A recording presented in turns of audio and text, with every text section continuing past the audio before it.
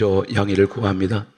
제가 목회 현장에서 지금까지 이렇게 전 세계적으로 집회가 몰렸던 적이 없습니다. 전 세계 52개국을 가야 하는데 몇 년 전부터 집회를 잡아놓고 못 간 교회들, 나라가 52개가 됩니다. 국내에서는 이제 내일부터는 4일 동안 대구시 복음화 성회를 위해서 집회를 인도하고, 그 다음에 9월 9일 날, 그 다음 주에 올림픽 체조 경기장에서 9,720개 교회가 참여하는 집회를 인도하고, 그 다음에 아산시 복음화 대성회 해서 올해만 지금까지 100여 군데, 이제 남은 것이 20여 군데가 남아 있습니다. 여러분들이 기도 많이 해주시기 바랍니다. 성경 66권 가운데에 스가랴서가 있습니다. 이 스가랴서는 예수님께서 오시기 전 약 BC 520년에서 518년 사이에 기록된 하나님의 말씀입니다. 우리가 잘 알고 있습니다. 이사야 34장 16절에는 하나님께서 너희가 성경을 읽을 때에 이렇게 읽으라고 말씀합니다. 이는 여호와의 입이 이를 명령하셨고 그의 영이 이것들을 모으셨다 했습니다. 다시 말씀드려서 성경 66권은 하나님이 명령을 하셔서 사람들이 기록을 했다는 것입니다. 그래서 여러분 말씀을 읽을 때에 대단히 항상 경건한 마음으로 말씀을 읽으실 때 요한복음 1장 1절은 말씀은 하나님이라고 했습니다. 그래서 항상 하나님을 만나는 심정으로 성경을 읽으시기 바랍니다. 그래서 말씀을 전하는 주의 종들에게 경고하시기를, 잠언 30장 6절에는 너는 말씀 외에 다른 것을 더하지 말라. 다른 것을 더하면 내가 너를 책망하겠고 너는 거짓말하는 자가 될까 두려우니라. 거짓말 하지 말라는 것입니다. 성경에 기록된 것만 하나님 말씀이라는 것입니다. 예수님께서 이 땅에 오시기 전 약 520년에서 518년 사이 기록된 이 스가랴, 특별히 9장 11절에서 오늘 소개하는 17절 내용은 성경을 아무리 많이 읽었다 할지라도 이 내용이 무슨 내용인지를 전혀 모르는 분들이 대다수입니다. 대단히 오늘 말씀이 난해합니다.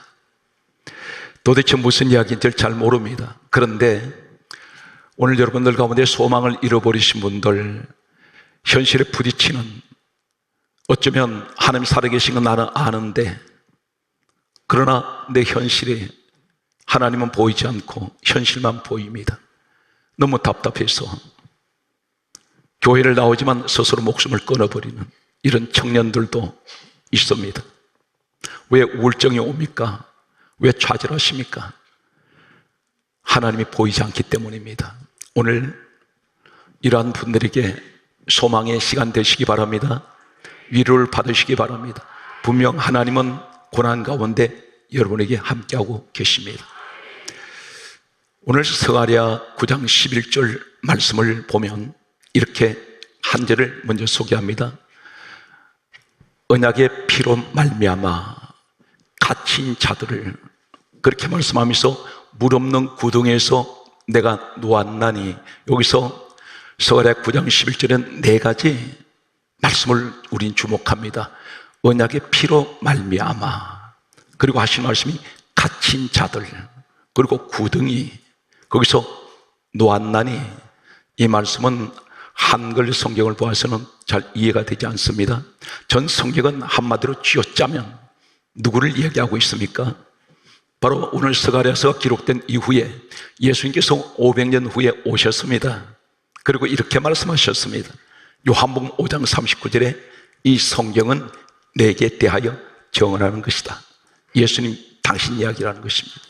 그러면서 하신 말씀이 누가복음 24장 44절에는 말씀을 이렇게 말씀하십니다.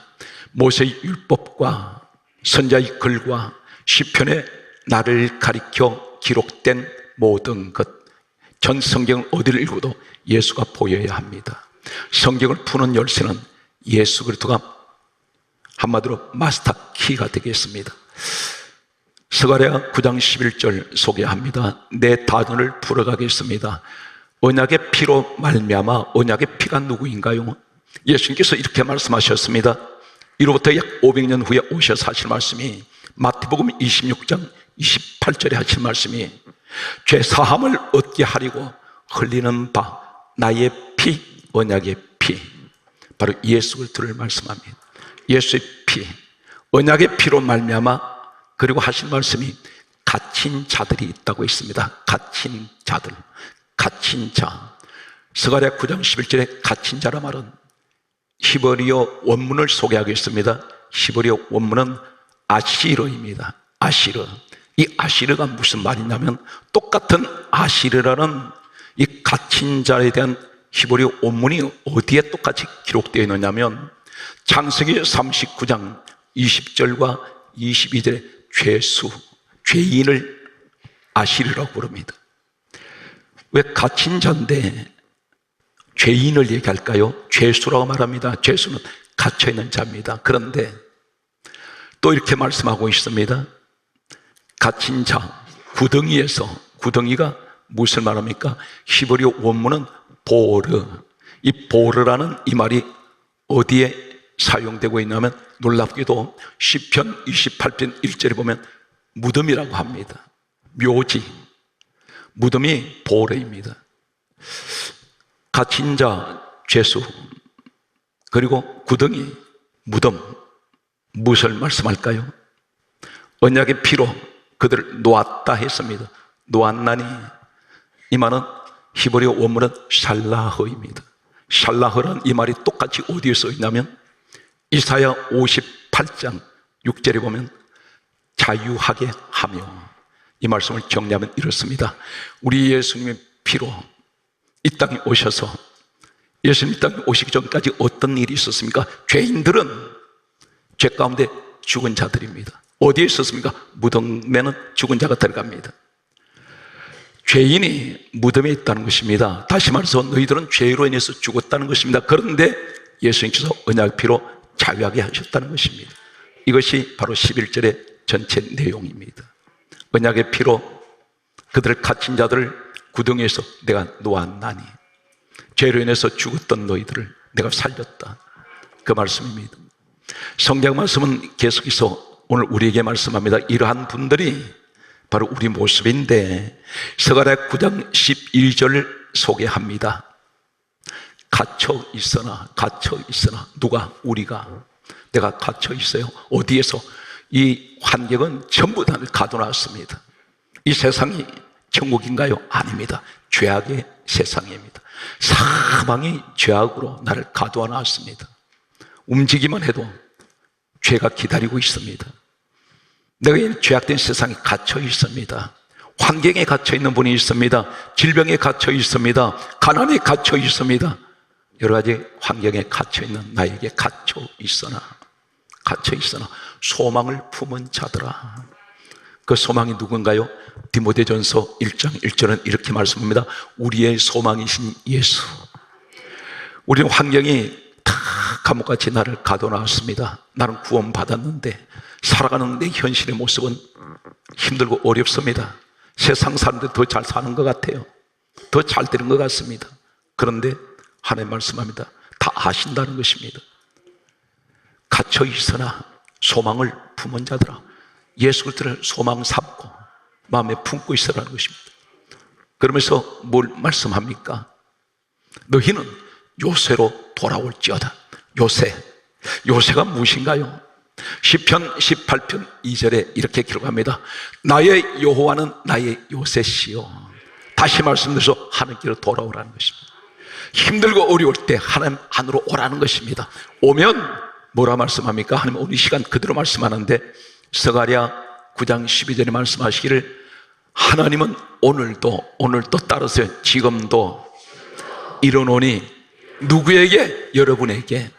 오늘도 이르노니 내가 너희에게 갑절로 갚아줄 것이다. 무엇을 잃어버렸습니까? 하나님 갑절로 더해 주신다 그럽니다. 하나님이 하시면 막을 자가 없습니다. 하나님은 길 없는 홍해바다도 갈라내는 분이세요. 오늘 살아온 손으로는 모든 것이 갇혀있는 것 같습니다. 사업도 갇혀있는 것 같고, 인생 살아가는 것이 전부 지옥 같고, 환경은 늘 그렇습니다. 그런데 그렇지라도 소망을 품어라. 예수에 대한 소망 품어라. 그리고 너 요새로 돌아오라. 강조합니다. 시편 18편 2절에 요새는 우리 하나님이신데 너 하나님 품으로 와라. 그러면 내가 오늘 이 시간에도 너한테 이르노니 내가 갑절로 너한테 갚아주리라. 오늘 여러분 이 축복을 여러분 받으시기 바랍니다. 어떻게 받나요? 믿음으로. 말씀을 믿으세요. 그리고 그 말씀 붙들고 기도하세요. 오늘 여러분은 소망을 분 맞습니까? 오늘 스가랴 9장 13절을 계속 풀어갑니다.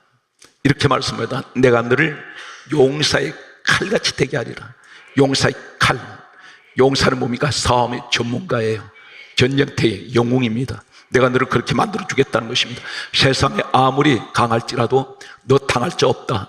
내가 너 용사의 칼이 되게 해줄 테니까. 이 칼, 능력을 말합니다. 내가 너한테 능력 부어주마. 그래서 우리는 교회를 나올 때 누구를 믿고 삽니까? 내가 내 자신을 믿는 것이 믿음이 아닙니다.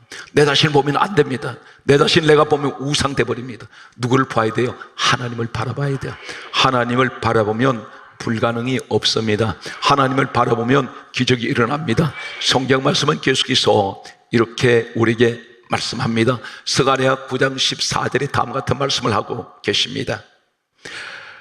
여호와께서 그들 위에 나타나사 우리에게 나타나셨어요. 그리고 하시는 말씀이 그들이 가지고 있는 화살을 번개같이 쏘아내실 것이며, 이 말이 무엇입니까?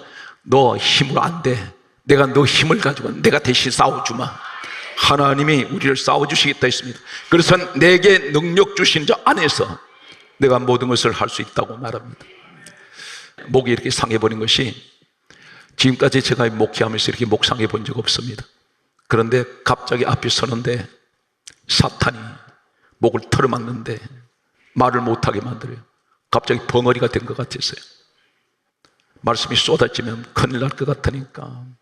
그런데 목은 타들어가는데 소리 지르면서 말씀을 전하는데 목사님들이 다 통에 자복하고 눈물바다가 되어버렸습니다. 성령이 역사를 해요. 오늘 불의 역사가 이렇습니다. 아무것도 염려하지 말고, 현실은 너무 답답하지만 그러나 하나님을 믿고 기다리세요. 반드시 우리 하나님 절대 우리 실망시키지 않습니다. 우리를 구원하신 우리 하나님, 여러분이 가장 자랑스러운 하늘의 별 같은 하나님의 자녀들입니다. 오늘 성경 말씀은 스가랴 9장 14절에 이렇게 말씀하고 있습니다. 요 하나님께서 그들 위해 나타나서 그들의 화살을 번개같이 쏘아내시며 이렇게 말씀합니다. 오늘 스가랴 9장 14절에 말씀하시기를 주 여호와께서 나팔을 불어라 말씀합니다. 나팔을 불어라. 이 나팔이 일반 나팔이 아니고 오늘을 소개하겠습니다. 나팔은 성경엔 두 가지 나팔이 있습니다. 원문을 보면 하초체란 나팔이 있고 쇼파르란 나팔이 있습니다. 하초체란 나팔은 전쟁터에서 부는 나팔입니다. 은나팔로 길게 되어 있는데 긴 은으로 만든 나팔입니다. 이 은나팔 불 때는 전쟁이 일어납니다. 그런데 쇼파르 나팔을 불면 평화가 온다는 것입니다. 바로 여기서 스가랴 9장 14절에 하나님 말씀하시기를 주 여호와께서 나팔을 불어라, 이 말은 쇼파르입니다. 평화의 나팔을 불어라. 오늘 사랑하는 성도 여러분, 이런 가정에 하나님의 평화의 나팔 소리가 울려 퍼지기 바랍니다. 이 쇼파르 나팔 소리가 어떤 것인지 아십니까? 레위기서 25장 9절에 가면 뿔나팔이 나옵니다. 뿔나팔, 이 뿔나팔이 쇼파르입니다. 그런데 바로 이어서 10절에 레위기 25장 10절에 뭐라 말씀합니까? 따르세요. 자유를 공포하라. 이 나팔 불면 자유가 선포되어 버립니다. 오늘 이 자리에 주여 간절히 소망합니다. 오늘 이 자리에 우리 모든 성도에게 쇼파르의 나팔 소리가 울려 퍼지는 자유가 공포되게 하여 주시옵소서. 성경 말씀을 보면 대단히 난이한 구절이 15절이 되겠습니다. 이 15절 말씀은 이렇습니다. 만군의 여호와께서 호의하시며 지켜주신다는 것입니다. 그러면서 하신 말씀이 그들의 원수를 삼켜라 이렇게 말씀합니다. 원수를 삼키며 이상한 말씀이 나옵니다. 그들의 피를 마시며, 그리고 하신 말씀이 절거이 부르며 술 취한 사람 같으며, 그렇게 말씀하면서 피가 가득한 너희는 동해와 같고 그리고 또 하신 말씀이 피 묻은 제단의 모퉁이와 같다. 도대체 무슨 말씀인지 모르겠습니다. 오늘 이 말씀이 풀어질 때 여러분 영혼이 기뻐하고 자유하시기 바랍니다. 오늘 말씀의 핵심이 여기 들어있습니다. 15절에 하나님께서 나타나셔서 우리를 호위하고 계세요. 지키고 계십니다. 그러면서 하신 말씀이 원수를 삼켜라. 하나님께서 그들이 원수를 내가 삼킬 것이다. 원수가 뭘까요? 원수가 도대체 무엇입니까? 예수님께서 이렇게 말씀합니다. 마태복음 13장 39절에 따르세요. 원수는 마귀요, 마귀를 원수라고 주님이 말씀하셨습니다. 그런데 원수를 삼킨다, 이 삼킨다, 이 말이 무슨 말이냐? 이 삼키다 이 말은 히브리어로 아칼이라는 말씀을 씁니다. 바로 이 아칼이라는 말이 무슨 말이냐면 느헤미야 2장 3절에 똑같은 아칼이라는 똑같은 히브리어 원문이 뭐냐면 불에 태우다, 마귀를 불에 태운다는 것입니다. 계시록 20장 10절에 어떻게 됩니까? 마지막 때가 되면 하나님께서는 마귀를 불에다 집어넣으시고 유황못에 넣어버린다 했습니다. 다시 말해 이 바로 사탄 마귀를 심판하신다는, 너희를 건드렸던 자들 내가 그들을 잡아서 불 속에 집어넣을 것이다. 오늘 이 은혜가 함께 하시기 바랍니다. 그런데 여기서 피를 마시며 그렇게 말씀합니다. 그들이 피를 마시며, 이 피가 바로 무엇을 말씀합니까? 예수님께서 말씀하기를 이렇게 말씀합니다. 요한복음 6장 54절에 너희가 내 피를 마시며, 너희가 내 피를 마시는 자는 영생을 가졌고 마지막 날에 내가 너희를 살려내리라, 부활시킨다는 것입니다. 바로 피를 마신다는 이 스가랴 9장 15절에 난이한 이 말씀이 바로 예수님의 피를 말합니다. 근데 피를 마신다는 것이 무엇을 의미합니까? 예수 그리스도의 피가, 생명의 피가 내 속에 계신다는 것입니다. 예수의 피가 내 속에 흐른다는 것입니다. 그러면 오늘 이 시간 어떻게 그것을 확인합니까? 믿음으로. 주님, 나는 우리 주 예수 그리스도의 피가 내 몸속에 흐르고 있습니다. 그러므로 성경이 이렇게 강조합니다. 요한복음 6장 54절에 예수 그리스도의 피는 영생을 말씀하고, 성경 말씀입니다. 로마서 5장 9절은 예수 그리스도의 피는 우리에게 의롭다고 말씀하십니다. 하나님이 우리를 의롭다 그러십니다. 왜 그렇습니까? 예수님 내 죄값을 대신 치르셨습니다. 그리고 하시는 말씀에 또 이렇게 말씀하고 있습니다. 에베소서 1장 7절에 예수의 피로 우리의 죄가 사해졌습니다. 성경께서 말씀합니다. 에베소서 2장 13절에 예수 그리스도의 피로 말미암아 하나님과 원수됐던 내가 가까워졌습니다. 전부 예수 피입니다. 예수 피로 말미암아 골로새서 1장 20절에 십자가의 피로 하나님과 내가 화평하게 되었습니다. 그 화평 관계가 어딘가요? 요한복음 1장 12절에 하나님 자녀가 되었다는 것입니다. 그만큼 화평합니다. 그래서 주님이 말씀하시기를 구약 성경에는 하나님 앞에 감히 하나님을 아버지라 부를 수 없고 가까이 갈 수 없던 죄인이 예수님 십자가에서 죽으심으로 흘리신 그 피로 말미암아 우리가 하나님을 아버지라 부르고, 성경이 이렇게 강조합니다. 무엇이든지 믿고 구하는 것은 받은 줄로 믿으라. 그것은 바로 아버지와 자식 관계이기 때문에 뭐든지 달라면 다 주시겠다는 것입니다. 오늘 성경 말씀은 이렇게 강조하고 있습니다. 그러므로 우리가 이 예수님 피는 단회적으로 끝나는 것이 아니라 영원히 속죄가 되는데, 히브리서 9장 12절에 말씀합니다. 예수의 피는 우리를 영원히 속죄했습니다. 완전히 죄가 사해져 버렸어요. 구약 성경에 그렇게 많이 짐승들이 죽어갔는데 예수님이 죄 때문에 죽으시고 난 후에 인류의 역사는 다시는 어떤 누구도 죄 때문에 죽어가는 일이 없습니다. 예수님이 마감시켜버렸어요. 예수님으로 끝나버립니다. 그래서 영원히 속죄가 됩니다. 히브리서 9장 22절에 이렇게 말씀합니다. 모든 물건이 피로서 정결하게 되나니 피 흘림이 없은즉 사함이 없느니라. 예수님 피가 아니면 안 됩니다. 그래서 성경 강조하기를 요한일서 1장 7절에 예수의 피가 거기에 따라서 우리를 모든 죄에서, 거기 하세요, 모든 죄에서 깨끗하게 하실 것이요, 여러분은 죄인이 아니라는 것입니다. 내 죄값을 예수님이 치르셨습니다. 우리 하나님께 박수로 영광 돌리겠습니다. 성경 말씀은 이렇게 강조합니다. 계시록 1장 5절에 예수의 피로 우리를 죄에서 해방시켰습니다. 죄의 종이 아닙니다, 더 이상. 그리고 성경 강조합니다. 계시록 5장 9절에 예수의 피로 우리를 사서 하나님께 드려졌습니다. 그래서 우리는 어디 사람입니까? 천국의 사람들입니다. 그러므로 성경이 이렇게 단언합니다. 이 땅에 수많은 종교가 있습니다. 수많은 신들을 섬기는 자들이 있습니다. 그런데 성경 한마디로 강조하기를 이단들도 똑같은 성경을 쓰고 있습니다. 그런데 그들은 눈이 가리워져서 이 말씀을 읽고도 그들은 모르고 있다는 사실이 너무나 충격적인 것은 사도행전 4장 12절에 말씀합니다. 다른 이로서는 구원을 얻을 수 없나니 천하 사람 중에 구원 얻을 일은 예수 외에는 주신 일이 없다. 요한복음 14장 6절에 예수님 친히 말씀합니다. 내가 곧 길이요 진리요 생명이니 나로 말미암지 않고는 아버지께로 올 자가 없다. 예수님만이 구원의 길이에요. 그분 아니면 천국 길 못 갑니다. 아버지 계신 천국에 갈 수가 없습니다. 우리 예수님이 구원의 길이 되시고 진리의 길이 되신다는 사실을 여러분 믿습니까? 힘들고 어렵더라도 예수님을 소망으로 품고 오늘 또 기대하십시오. 지나간 과거의 소망을 품는 것이 아니라 앞으로 미래에 대한 비전입니다. 오늘 성경 말씀은 놀라운 말씀을 이렇게 소개합니다. 피를 마시며, 피를 마신다는 것은 내가 오늘 말씀드렸던 죄사함을 다 받았는데 그 다음에 뭘 말씀합니까? 절거이 부르며. 이 절거이 부른다 이 말은 히브리어 원문은 거기였어요. 하마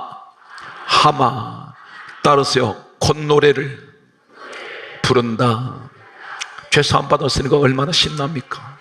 그래서 콧노래를 흥얼흥얼 해요. 성경 말씀은 피를 마시며 절거이 부르며, 그리고 뭘 말씀인가? 술 취함 같다. 놀랍게도 술 취했다는 것이 그냥 술 취한 것이 아니라 이 말이 히브리어 원문은 야인이란 말입니다. 야인이 무슨 뜻이냐면 똑같은 말씀이 아가서 2장 4절에 거기에 따라서요 잔치하다, 잔치를 말합니다. 예수 피로 죄사함 받은 우리는 이제는 너무너무 신나서 흥겨운 콧노래를 부르며 잔치란 말입니다. 이 사실 믿습니까? 여러분이 지금 그 자리에 계신다는 사실, 내 영혼이 기뻐하고 내 영혼의 잔치가 예수 피로 주어졌습니다. 오늘 여기에 예수 그리스도의 심판과 구원 사건이 동시에 기록되고 있다는 사실입니다. 여기 또 동시에 말씀하기를 너무나 놀라운 말씀이 있습니다. 피가 가득한 동이와 같고, 오늘 스가랴 9장 15절에 피가 가득한 동이, 이 동이가 뭐냐면 여러분 물동이라는 말 아시죠? 이 동네는 모르세요?